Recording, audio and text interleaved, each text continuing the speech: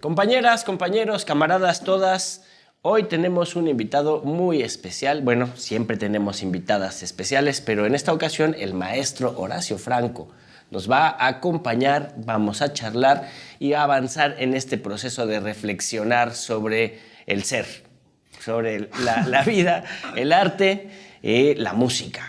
Maestro, bienvenido. Gracias, mi querido y admiradísimo Molay. Qué Qué gusto y qué honor que me entrevistes aquí en esta maravillosa estación de TV por internet. Gracias. No, gracias a ti, maestro Horacio. Seguramente mucha gente ya te conoce, eres famoso por tu trabajo artístico, pues un trabajo muy relevante en el ámbito de la flauta, ¿no? Eres un especialista en la música de flauta y pues haces conciertos todos los días. Yo veo que publicas en tus redes sociales invitaciones a conciertos y recitales y todo esto. Ajá. Platícanos un poquito de eso. Bueno, hacía muchísimos más antes de la pandemia. La pandemia nos vino a dar el traste a todos, sí, los artistas. Pero bueno, ahorita estamos retomando, pero pues mi trabajo como académico en el Conservatorio Nacional de Música, ya con este año cumplo 38 años trabajando ahí. De docente. De docente y aparte pues con todos los conciertos. Y bueno, en fin, me tuve que diversificar también con la pandemia, poniendo un negocito, pero a final de cuentas pues sigo en la música, ¿no? La música ha sido el hilo conductor de mi vida, pero también desde que está Andrés Manuel López Obrador en este país transformándolo, pues me volví también como un cierto tipo de analista político ciudadano, que no soy ni politólogo, ni soy tampoco, para nada soy ni economista, ni politólogo, ni periodista, ni nada que se le parezca, pero soy un ciudadano que tiene una boca muy grande, que siempre la trató de tener, y siempre la tuve escribiendo, sí, en algunos lugares o con algunas cosas que me pedían, pero no fue sin hasta hoy que hay una libertad de expresión que no te cuesta precisamente la chamba, ni te cuesta la proscripción de ningún ámbito, claro, donde puedes hablar y donde puedes realmente señalar. Y claro, yo tengo muchísimas menos cosas negativas que expresar del gobierno de Andrés Manuel López Obrador que de los gobiernos anteriores. Así que, pues sí, o sea, le empecé a dar vuelo y la hacha con eso. ¿Tú desde cuándo estudiaste música, tocas la música? ¿Cómo te acercaste al universo de la música? ¿Es algo para superdotados o cualquiera puede hacer música? Todo depende de qué quieras hacer.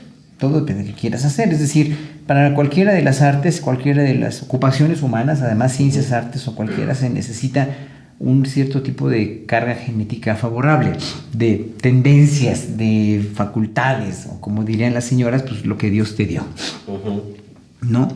Entonces, aquí la cuestión genética es muy importante porque si tienes buenas facultades genéticas para cualquier deporte o de cualquier cosa que se necesite un acondicionamiento físico, obviamente vas a hacer una carrera más promisoria y más, no fácil, pero sí con cierto tipo de ventajas que alguien que no las tiene, ¿no? Sí es importante que tengas en la música sentido del ritmo, un buen oído, buena retentiva musical, que seas afinado, que escuches bien, que tengas cuestiones motoras bien fundamentadas en tu cuerpo para poder ser un músico. Yo empecé a los 11 años en la secundaria y me seguí ahí derechito con todas las cosas en contra, porque mis papás no me querían dejar estudiar música, lo típico de los papás que no saben, aunque sean de la clase, que sean mis papás que eran de clase trabajadora, lo que querían era que pues estudiara yo una carrera decente que me diera de comer.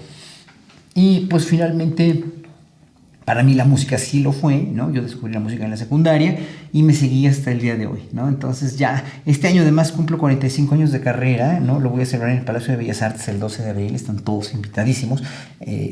Después de que di mi primer concierto en Bellas Artes, ya cuando estudiaba en el conservatorio, tenía yo 14 años cuando di mi primer concierto. Y obviamente pues, la música nunca me ha dejado, ¿no? Y yo tampoco voy a dejar a la música. Es celosa la música, dicen.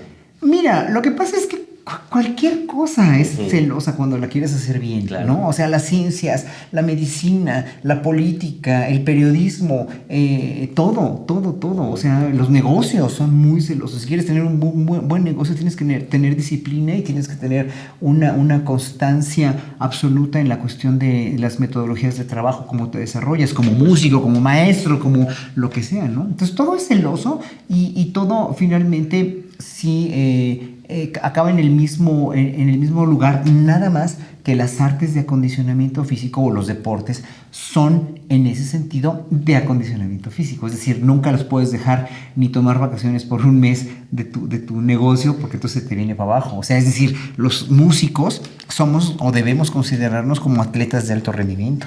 Siempre estar en todo lo que está, o sea, siempre estar, como dicen, en dedos, pues, ¿no? O los cantantes en gola, o sea, la voz tiene que estar bien aceitadita, todo, siempre tienes que estar bien en las condiciones físicas, bien, como los deportistas. Por supuesto. Sí, o como la gente que se dedica a pensar, ¿no? Pues sí. Desde un poeta, una filósofa, una historiadora, pues tiene que estar lúcida de la cabecita para... Oye, o las mises. Las mises tienen que estar buenísimas y tienen que estar muy bonitas porque si no ya no van a ser las mises, ¿verdad? Todo tiene una excusa. O sea, lo padre de ya tener... Yo tengo 59 años, cumplo 60 este año. Lo padre de tener esta edad es que puedes ver el mundo así periscópicamente hablando y sabes que puedes decir... ¿Sabes qué? Es que todo estriba en lo mismo. O sea, todo estriba en disciplina, en rigor, que es una palabra que le cuesta mucho trabajo a la gente digerir. Rigor, disciplina, metodología. Pero si lo haces con gusto porque es lo que quieres hacer, porque es lo que te gusta, pues ahí está. Yo veo a gente como López Obrador muy feliz de lo que está haciendo, ¿no? Sí. ¿Por qué? Porque es lo que quiere hacer y lo hace con una metodología impecable. Amor al pueblo, amor al arte, amor al trabajo. Exacto, es lo que debemos tener todos, pero a veces, mira, una de las grandes tragedias en este país, si no es que la más grande tragedia en este país, en cuestión de educación, es la orientación vocacional. La gente acaba estudiando carreras para las cuales no es apta o no le gusta, ¿no? Entonces acaban yendo a la universidad con una carrera para la cual no tienen facultades genéticas necesarias o acaban yendo a la universidad con una carrera que no saben si de verdad les va a gustar porque solamente ahí hubo cupo o los papás le dijeron que estudiara eso y cuando se reciben de ingenieros querían ser bailarines de danza contemporánea, ¿no? Y dices, híjole, qué vidas tan tremendas, ¿no? Sí. Entonces, yo tuve la fortuna de descubrir la música en la secundaria a los 11 años y de ahí me seguí, o sea... Pero necesitaba ser necio, ¿no? Fui muy necio y fui muy manipulador. Para decir, yo quiero hacer música y a mí no me sacan de aquí, pues Sí. es difícil, porque seguramente ha habido muchos que han querido hacer música y sí los descarrilan, ¿no? Tuve que ser muy implacable y muy inteligente con mis papás, ¿no? Porque mis papás obviamente no querían, ¿no? Y era no, primero una carrera decente que te deje de comer y la música es un hobby, es una opción, no es opción de carrera, pero es una opción para pues, después que te entretengas, ¿no? Pero pues no es ningún entretenimiento, la música es de un rigor y disciplina, como te digo, implacables. Además, en la música es importante, o qué tan importante es la música para el ser humano. Mira, nosotros antes de nacer, y esa es una gran pregunta, antes de nacer ya somos música, porque estamos en el vientre materno y escuchamos la constante de la frecuencia cardíaca de nuestra mamá, la percibimos, el papá. Y luego la de nosotros, y ya nacemos con el sentido del ritmo implícito en nuestro ser. Y lo primero que nos confrontamos es ese ritmo, pero también las canciones de cuna y los sonidos, las alturas diferentes de lo que nos cantan en las canciones. Y antes de entender qué es, ya percibimos eso. Y antes de ver los colores, antes de entender el significado de las palabras, ya somos música. Por eso de todas las bellas artes es la más primigenia, es la más primordial. Por eso es tan importante la música en todos los seres humanos. Es un lenguaje universal que no tiene fronteras y que aunque se le hayan impuesto a la música también socialmente clases, se le han impuesto estigmas, se le han impuesto restricciones o se le han impuesto etiquetas, ¿no? Para no decirlo tan fuerte. La música es un lenguaje que pertenece a todos los seres humanos. Claro. ¿Será por eso que es el lenguaje de lo divino? Pues si lo quieres ver así, sí. Yo que soy ateo totalmente, pues no creo más que en la esencia del cerebro humano como producto de una evolución, pero si lo quieres ver como la divinidad, está bien. O sea, Sí, lo digo la por divinidad esa capacidad de ser universal, ¿no? Exactamente. O sea, si la divinidad es el cosmos, si la divinidad es el amor, si la divinidad es el pensamiento humano para entender el cosmos y para entenderse a sí mismo, pues está bien. O sea, sí, sí lo es, sí lo es. Pero también son otras cosas ya después, ¿no? También es la admiración de la belleza a través de los ojos que también se sublima a partir de las artes plásticas, la sublimación del lenguaje a partir de todo el manejo de la experiencia humana que se materializa en la poesía y en el teatro también y en la literatura y de la sublimación del movimiento del movimiento corporal que se cristaliza en la danza. Es decir, todas las bellas artes son parte integral del cerebro humano y de la emoción humana para manifestar estas emociones a partir de estas cuestiones. Hasta el cine ya, ¿no? El cine y todas las artes más contemporáneas han sido siempre un producto de algo que el ser humano es, porque somos arte. Somos arte y el arte nos ayuda a ser seres humanos.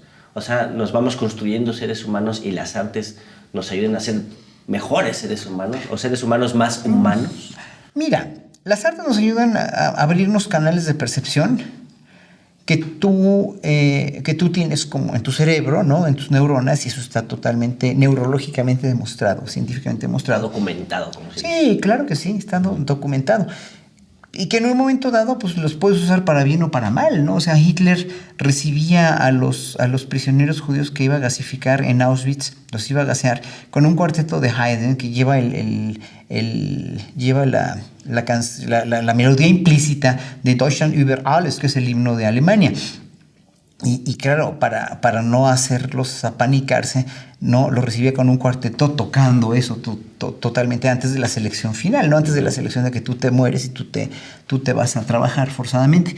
Entonces, tú puedes usar la música para lo que quieras, claro, ¿no? Para bien o para mal o para lo que sea, pero es una cuestión de exaltación de las emociones y de los sentimientos. Así que, obviamente, cuando lo usas para mal en ese sentido, que bueno, obviamente Haydn no es malo, no se le ocurrió, o Carmina Burana de Karl Orff, que le gusta a tanta gente que a mí me parece horrenda esta obra, ¿no? Karl Orff, que bueno, con esa obra que hasta en anuncios de la Ford se usaba en los años 90 o en los años 2000, a la gente le encanta. A mí me parece una obra no voy a criticar a Orff como compositor, pero fue un gran nazi, por ejemplo, ¿no? Entonces fue un compositor con ideales nazis, ¿no? Con ideales fascistas. Entonces, bueno, obviamente te puede o no gustar. La música de Orff en ese sentido, del Carmina Burana, no es fascista, ¿no? Pero a mí no me gusta. Sí, o sea, la obra de Carmina Burana no promueve una ideología en particular. Dijéramos que no.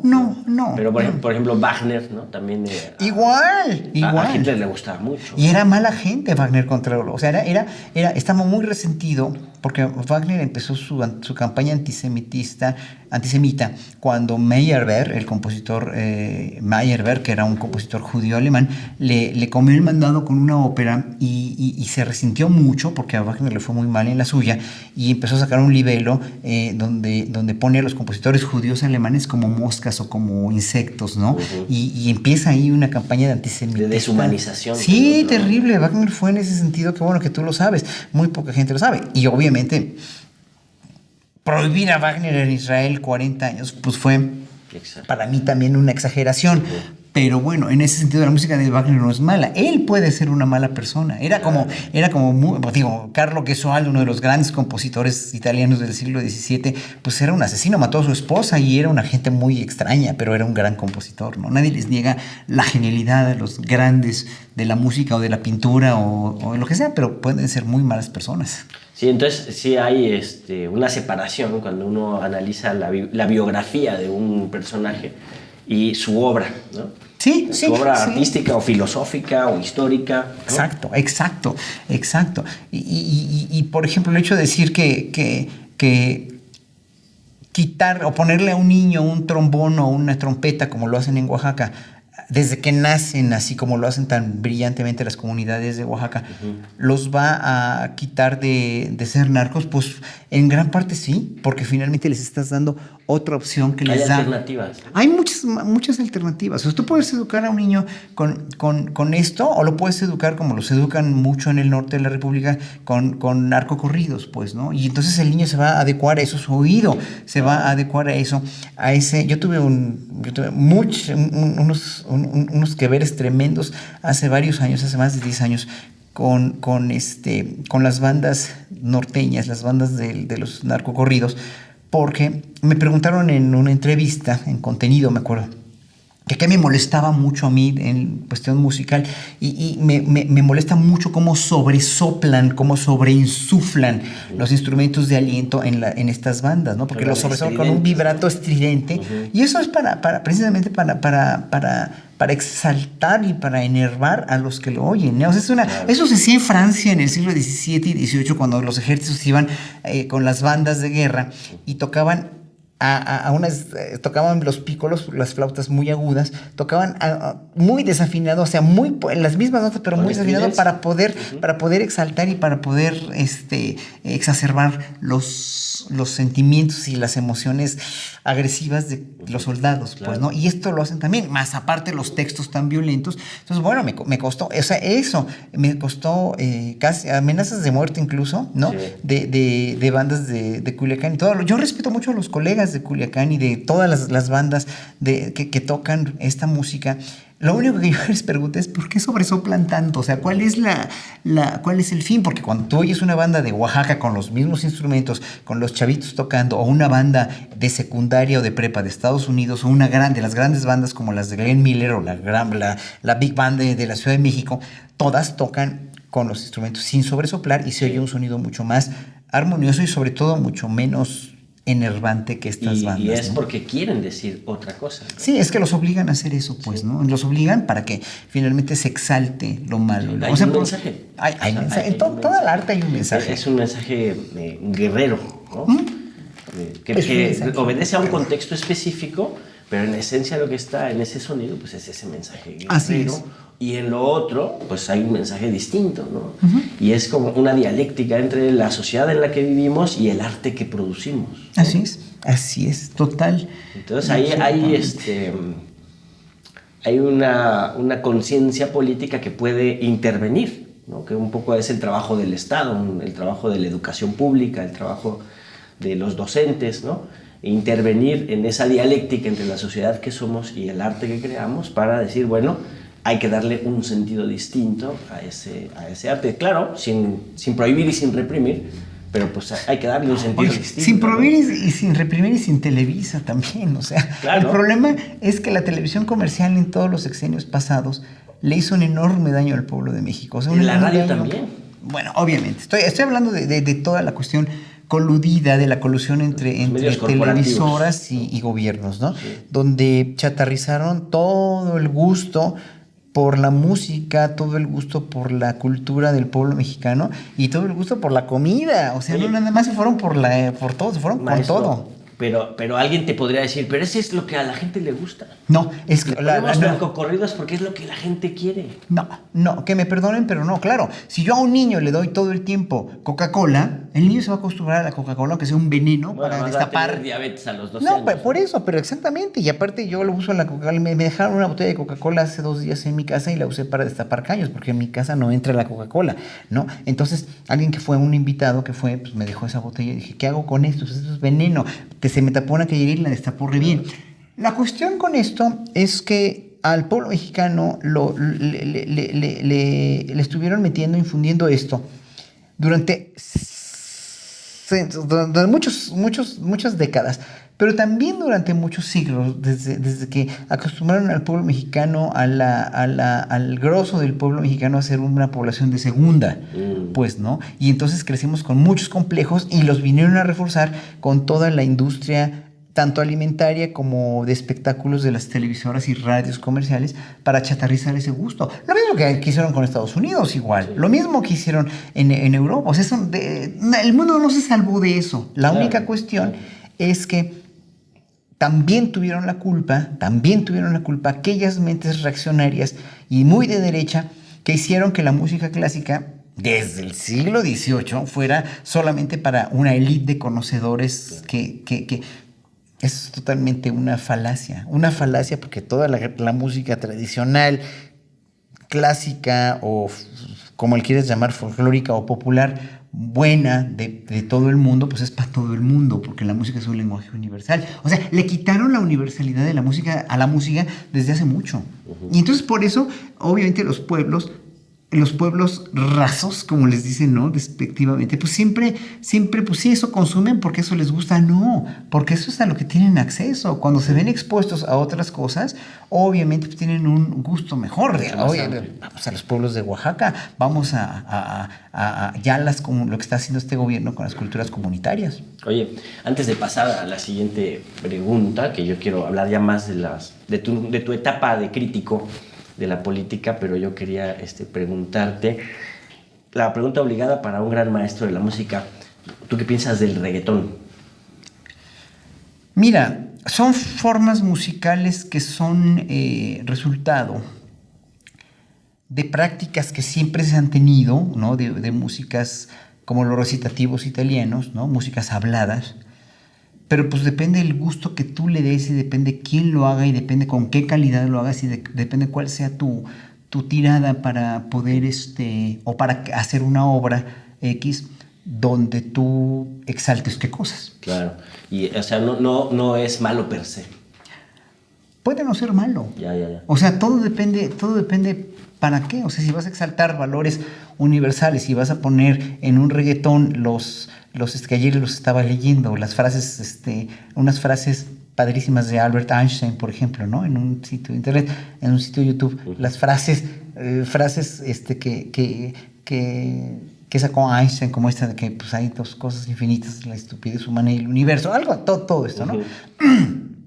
Entonces, obviamente, pues vas a meterles ideas a los chavos y cuando en un momento dado, obviamente va combinado con una imagen visual que hoy es lo que llama mucho la atención también a los chavos, imágenes visuales que exalten valores universales padres, pues, ¿no? O sea, pero pueden ser valores universales de cualquier índole, claro. Pero cuando la mujer se cosifica, cuando el sexo se cosifica, cuando el erotismo se vulgariza, y no quiere decir que no esté mal, que esté mal enseñarles a los niños la cuestión sexual ni nada. Yo soy, pues, como liberal y ateo que soy y progresista, obviamente jamás hay que hablarles a los niños siempre con la verdad. Claro. Pero una cosa es hablar con la verdad y otra cosa es cosificar esa verdad de una manera no vulgar, pero simplemente más agresiva y más hipersexualizada. Hipersexualizada, exactamente, ¿no? Sí. Que es lo que a mí en un momento dado digo yo, pues no es que esté viejo, o sea, yo podré ser el más gay y el más abierto gay de toda la humanidad, porque sí lo soy, ¿no? Y el más liberal también, pero hay cosas que dices, híjole, es que está un niño, pues no hay por qué enseñárselo todavía, claro, ¿no? Claro. O sea, y los niños no lo necesitan. Bueno, necesitan aprenderlo de otras formas, aprender su sexualidad de una forma mucho más libre y sana, ¿no? Sana, exactamente. Yo te hacía esa pregunta porque ahora que hubo un concierto, que por cierto les fue muy mal, había mucha crítica en redes sociales, sobre todo de sectores ilustrados, pero esa crítica era muy racista, muy clasista, ¿no? Entonces de repente como que se hace la crítica a ese género musical desde posiciones pues también como que de una superioridad de clase, ¿no? y cultural, pues que tampoco es una crítica acertada, ¿no? Cuando con diferentes ritmos musicales tú puedes hacer otros mensajes distintos, claro, ¿no? Claro. Y lo mismo, tú puedes promover el machismo y puedes promover la cosificación de las mujeres con trova también, ¿no? Sí, pero tú dime cuál trova cubana, por ejemplo, de esas excelentes calidades que tienen allá, hace eso, ¿no? Ninguna. O sea, es claro, totalmente diferente. Es otro lenguaje. Sí, no, sí, por eso Cuba le lleva a México, en la música popular le lleva una distancia verdaderamente fenomenal. O sea, la música cubana es de una calidad, sobre todo las canciones acompañadas, las trovas son increíbles, pero esas trovas también esas trovas están promovidas por los cubanos y por el Estado, y aquí en México hay muy buena trova mexicana, ¿no? Trova yucateca de todos lados, que en ningún lado las encuentras, ¿no? Poco a poco se va a difundir más, espero. Sí. En el caso cubano pues hay una intención revolucionaria que ya tiene su historia. Acá estamos empezando proceso de transformación, Claro. Que también es distinto, paulatino, Claro. poco a poco, Claro. con muchos problemas, Claro. ¿no? Tú te has insertado, justamente estamos viéndote muy, muy activo, ¿no? En mesas de análisis, en mesas de opinión. Hace ratito decías eso, ¿no? Que yo no soy politólogo ni periodista, ¿no? Pero eres ciudadano mexicano y además eres artista, eres una figura pública, ¿no? Ahora sí, te guste o no te guste, eres una figura pública y es importante escuchar tu opinión, ¿no? Además, la política es demasiado importante como para dejárselo a los políticos, ¿no? Claro, la política tiene que ser un bien del pueblo mexicano, de cualquier pueblo. La cuestión es que nosotros crecimos, toda nuestra generación y las generaciones posteriores crecieron, ¿no? Y las anteriores también crecieron y crecimos con el estigma de que no es bueno hablar de política porque la política, o sea, porque si hablas de política te vas a pelear con tus amigos o tus parientes, ¿no? Y aparte de todo no tienes que hablar de política porque los políticos siempre van a hacer lo que se les pega la gana y siempre van a ser corruptos y siempre nos van a transar y esto nunca va a cambiar, ¿no?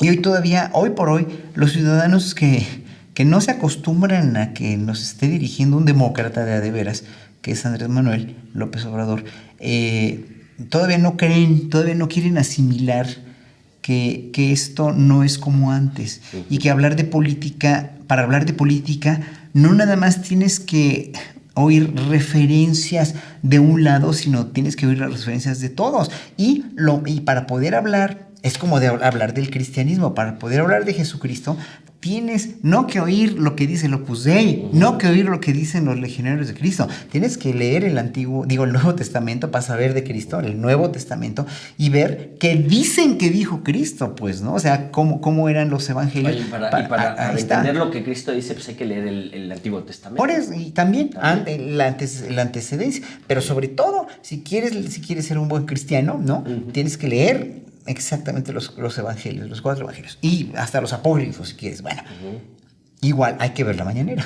Si tú quieres de verdad hablar de política y no nada más oír los youtubers o no, tienes que entender también, tienes que escuchar a los demás. Lo normal es que los youtubers siempre, ¿no?, se la pasan desmintiendo todo lo que los medios corporativos, las mentiras ya que son, aparte de que son infantiles, son pueriles, son mentiras ya de diario y que ya no saben ni cómo, ni parándose de pestañas van a poder contrarrestar esto. Pero también tienes que oír la mañanera, o sea, tienes que oír lo que dice el señor López Obrador, porque finalmente ahí está todo aunque se repita como él mismo lo dice, yo parezco taravilla, sí, pero tienes que entender que algo así es una cuestión de programación neurolingüística para que la gente le caiga el 20 y entienda, ¿no? Y entonces, obviamente, yo me volví, como te digo, comentarista o analista o lo que sea, a partir de mi trinchera 100% ciudadana, sin dudar finalmente de que esto tiene que venir de nosotros los ciudadanos. Es decir, a nosotros me acuerdo de mi papá, que ya murió hace más de 30 años, él decía, no es que los políticos siempre nos han robado y nos van a robar, malditos rateros, bla, bla, bla. Sí, pero ahora ya no, hoy ya no puedes no hablar de política porque finalmente, si yo hablaba de algún político antes, ¿no?, de algún secretario de Cultura o lo que sea, pues simplemente, aparte ni les importaba tanto lo que hacía, pero pues en un momento dado pues, me bloqueaban conciertos y todo.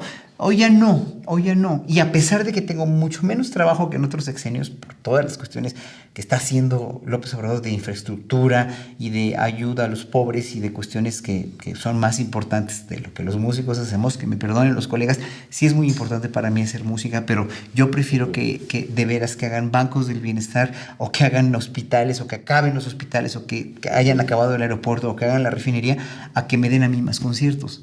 ¿Sí? ¿Por qué? Porque yo ya tuve ese beneficio muchos años, ya viví de eso. Ahora, hay que ayudar también a los colegas que están empezando. Espero que sí les ayuden a todos, músicos populares, mariachis, músicos clásicos, cantantes de ópera, bla, bla, bla.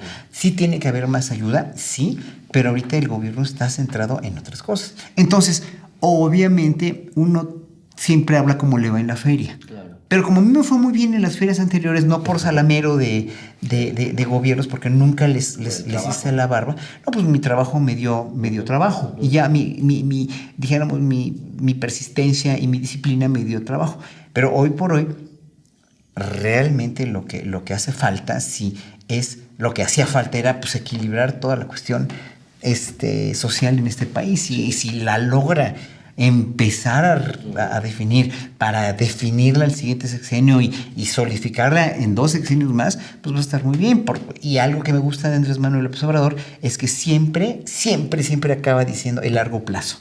Y eso es una de las cosas que más necesitábamos. Yo me la pasé diciendo durante muchas entrevistas, años mucho antes de que este sexenio empezara, precisamente la necesidad de planear a largo plazo en este país. Que el peor enemigo, siempre lo dije, el peor enemigo de este país siempre fue el sexenio.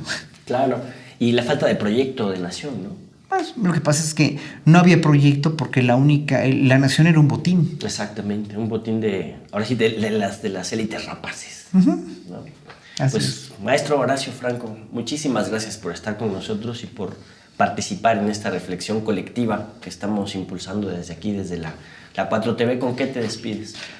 Pues bueno, me despido con que pues esto no ha empezado. O sea, la 4T todavía no empieza. O sea, está cimentando un gran hombre, un gran líder social y democrático que es Andrés Manuel López Obrador.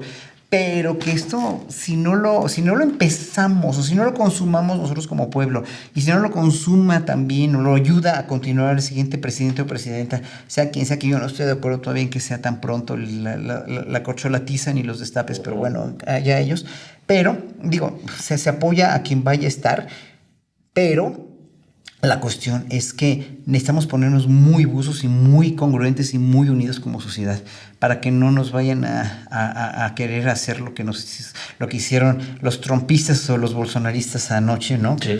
O sea, son cosas terribles que espero que no pasen, pero no van a pasar porque el pueblo mexicano ya tiene un nivel de politización y ese es el de los más grandes logros de Andrés Manuel López Obrador, es haber politizado al pueblo, pero de una manera total y absolutamente congruente con lo que él quería. O sea, hazte amigo del pueblo, hazte socio del pueblo para que finalmente el pueblo te lo agradezca. Pues amor con amor se paga finalmente. Esa es una de las máximas de Andrés Manuel, que es admirable, pero es increíble que un político de esa cepa lo diga de esa manera, ¿no? O sea, para mí no, fíjate, otra vez como ateo, o sea, fíjate, van 3 veces que recurro a la religión. Pero no hay político que se haya acercado más al cristianismo que este señor. Claro, y de manera laica. Pero además de una manera congruente. Ajá, respetando el Estado laico. Así es. ¿No? Porque los otros... No, pues bueno. El Estado laico se lo pasaban por el arco del Así triunfo, es, ¿no? así es. Aunque se les daban de muy republicanos, pero pues nada más, ¿no? Así es. Muchas gracias. Encantado, Juan, gracias por la entrevista. Gracias por a todos. esta primera entrevista y ojalá muy pronto pues podamos continuar esta charla analizando la coyuntura, a ver cómo se van dando las cosas en América Latina y en nuestro país, ¿no? Ojalá. Gracias, Molay. Que este principio de transformación vaya para largo, para lo cual hay que ponerse, como dijo el maestro Horacio Franco, buzos congruentes y unidos para impulsar desde abajo el proceso de cambio en nuestro país. Píquele a like allá en su casa, comparta el enlace, vea las transmisiones de la 4TV y platique con su familia, con sus amigos en el trabajo, con los camaradas allá en el barrio sobre la situación internacional y nacional y cómo cambiar al mundo de manera colectiva. Hasta luego.